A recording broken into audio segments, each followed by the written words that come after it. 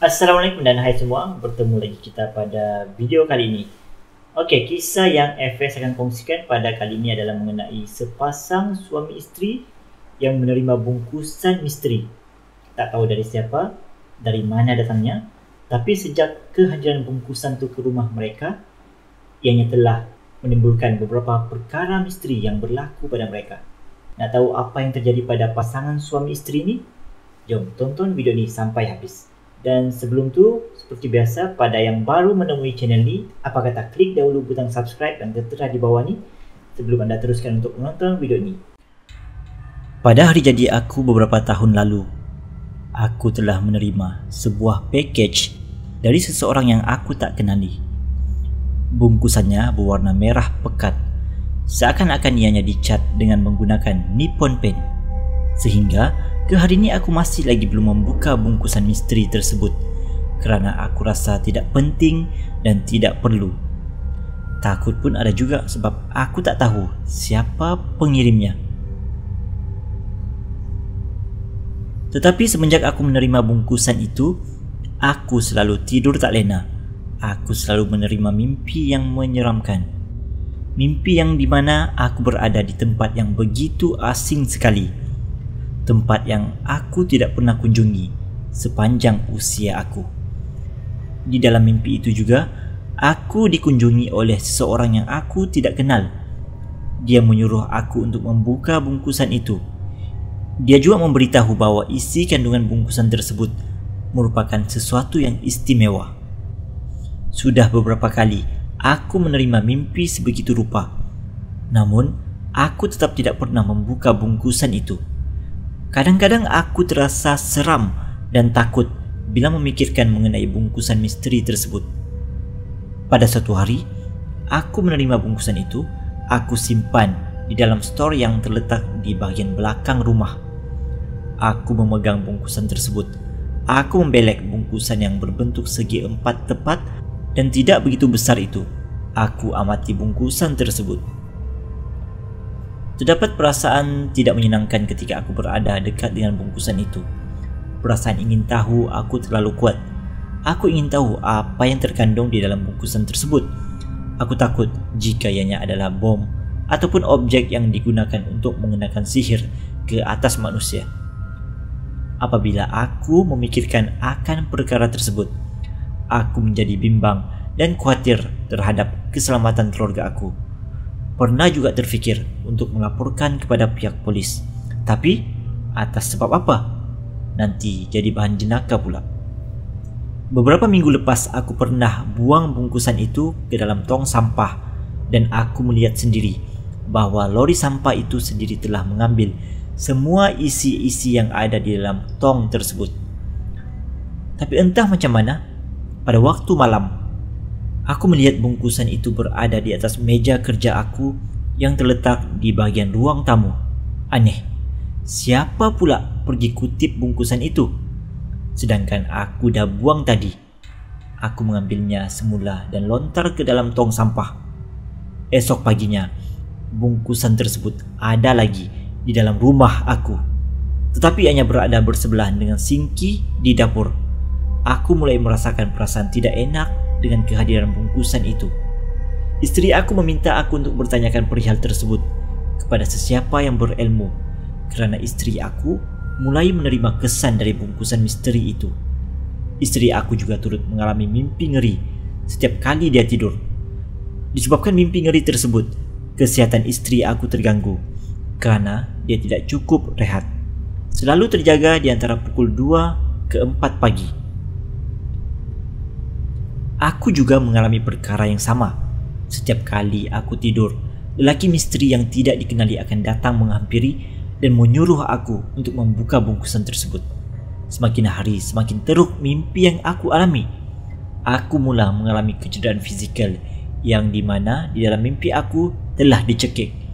Dan apabila aku tersedar, terdapat kesan tangan manusia di leher aku. Aku meminta ayah aku untuk datang ke rumah dan melihat bungkusan misteri itu. Namun ketika ayah aku tiba di rumah, bungkusan itu hilang. Puas aku mencari tetapi tidak jumpa.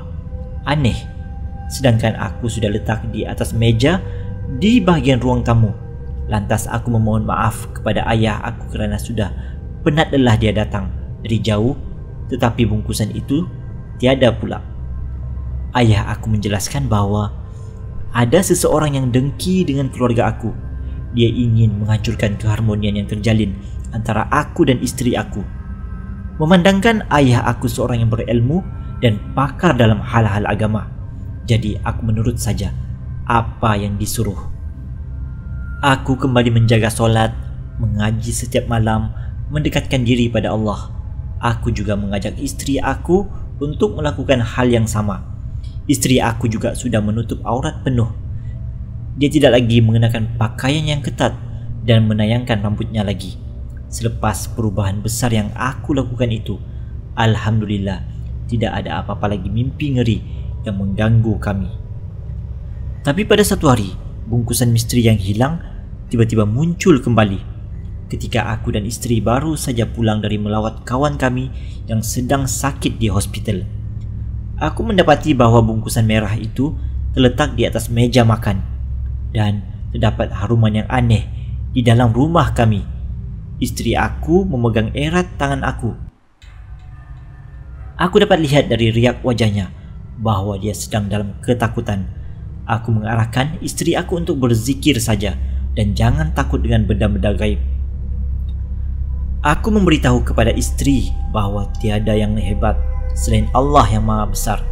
Isteri aku akur dan aku boleh lihat perubahan dalam dirinya selepas aku berkata demikian.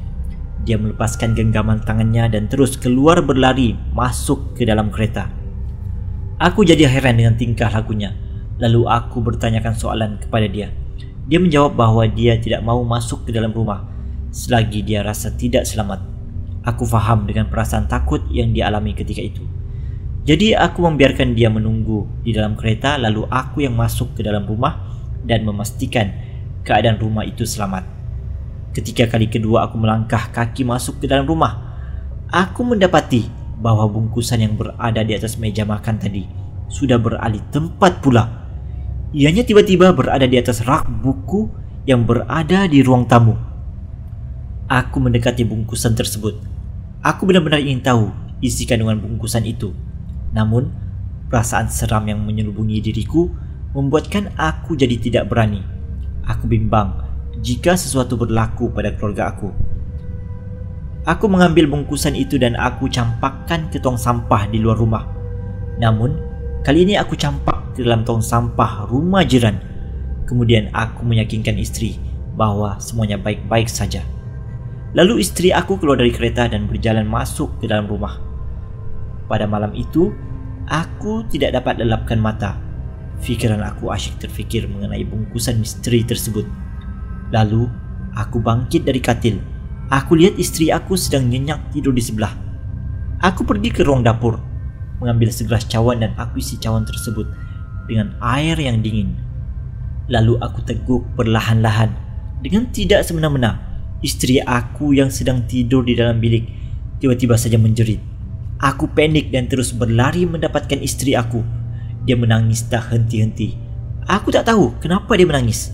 Isteri aku memberitahu bahawa ketika dia cuba untuk memeluk tubuhku, tiba-tiba dia merasakan seperti seluruh tubuhku itu penuh dengan bulu. Apabila dia membuka matanya, dia melihat bahawa orang yang dia peluk itu bukanlah aku, akan tetapi sejenis makhluk yang berbulu lebat dan bermata bulat berwarna merah. Lantas istriku terkejut dan menjerit. Perasaan aku mulai rasa tidak enak. Isteri aku memujuk agar pindah saja dari rumah itu. Tapi aku membantah kerana duit aku sudah habis gara-gara membeli rumah idaman istriku itu. Dia yang pilih untuk tinggal di situ dan dia suka dengan suasana persekitaran kawasan perjiranan di situ. Jadi, aku tidak akan pindah. Pinjaman bank pun tak habis bayar lagi. Aku memberitahu kepada istriku bahawa dia tidak perlu bimbang kerana aku tidak akan mengalah dengan syaitan yang sedang mengganggu kami sekeluarga. Aku akan lawan dan pertahankan hak aku sebagai manusia. Aku yakinkan isteri aku bahawa kalau boleh bawa perkara itu ke mahkamah, aku akan heret syaitan yang mengganggu itu sekali. Kemudian pintu bilik air di dalam bilik tidur aku tuh terbuka. Aku lihat istri aku melangkah keluar dari dalam bilik air dengan wajah yang mengantuk. Aku terkedu seketika. Aku memandang istriku aneh dan istriku juga melihatku dengan wajah penuh keheranan. Dia bertanya kepada aku, "Dan kenapa pandang macam tu?" Aku jawab bahwa aku tunggu dia keluar dari bilik air kerana aku ingin menggunakan tandas.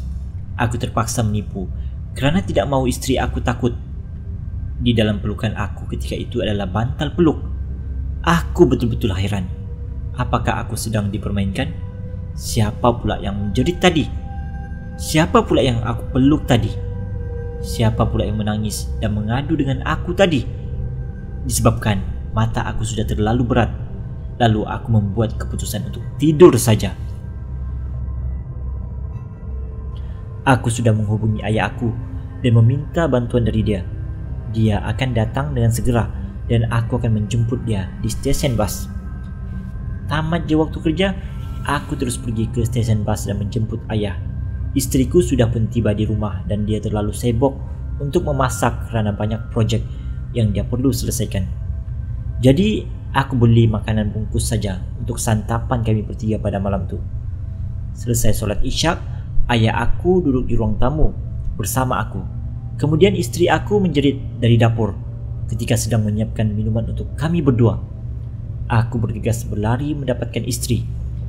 Dia terduduk di atas lantai.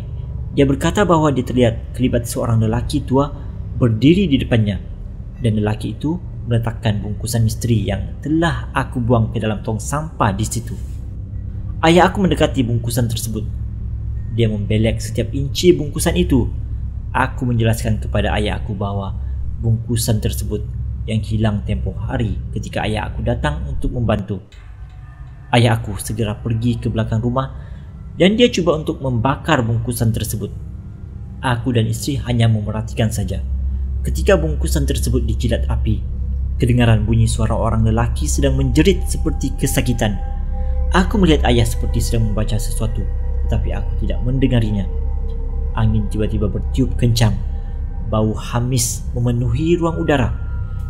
Kedengaran juga bunyi suara orang perempuan menangis di sekeliling kami. Bunyi terasa seakan-akan bergegar. Ayah aku berkata bahwa ada seseorang yang mahu aku menjadi penjaga pada sejenis jin yang dibelanya. Aku memenuhi kriteria yang dia inginkan. Nasib aku baik kerana aku tidak pernah buka bungkusan tersebut semenjak hari pertama ianya sampai ke rumah aku. Namun insan tersebut tidak mau mengalah. Dia tetap mahukan aku untuk menjadi penjaga baru. "Kurafat," jerit aku. Aku tidak mahu menjadi penjaga kepada makhluk-makhluk halus. Aku tidak mahu melakukan syirik.